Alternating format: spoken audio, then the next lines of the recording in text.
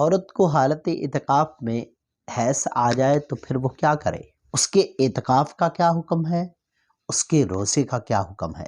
عورت پر اس اعتکاف کی قضا لازم ہوگی یا نہیں ہوگی؟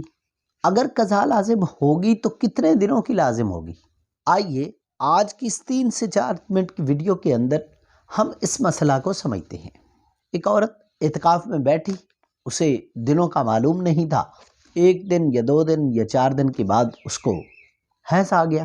جس اسلامی بہن کو یہ مسئلہ معلوم نہیں ہے تو وہ پریشان ہو جاتی ہے کہ اب میں کیا کروں؟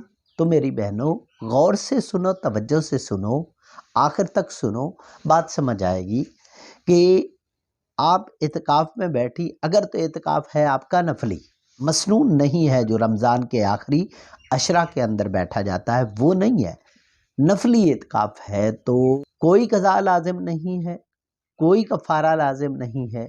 بس جیسے ہی آپ کو حیض شروع ہوا، آپ کا اعتکاف ختم ہو گیا، آپ پہ کوئی گناہ نہیں ہے، کوئی قضا نہیں، کوئی کفارہ نہیں۔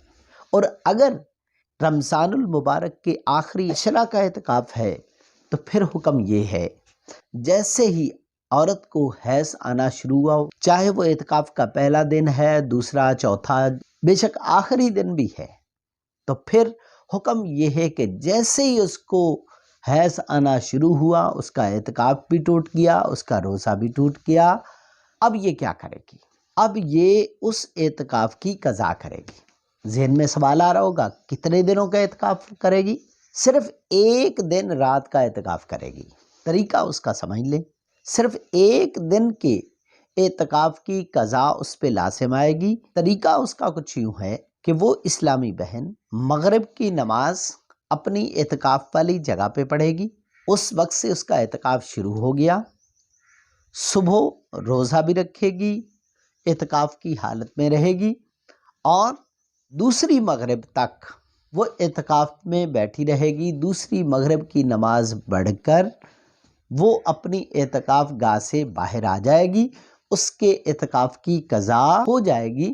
اور یاد رکھیے گا، یہ رمضان کے علاوہ دنوں میں اس کی قضا دینی ہوتی ہے، رمضان کے اندر نہیں۔ مجھے امید ہے آج کی ویڈیو سے آپ کو کچھ نہ کچھ سیکھنے کو ملا ہوگا۔ اس طرح کی مفید ویڈیوز، ان سے فائدہ اٹھانے کے لیے آپ ہماری ٹیم کا حصہ چینل کو سبسکرائب کر کے بن سکتے ہیں۔ آپ کے ذہن میں کوئی بھی اسلامی سوال آ رہا ہے، کمنٹ سیکشن میں سوال لکھیے، انشاءاللہ آپ کو اس کا جواب دیا جائے گا۔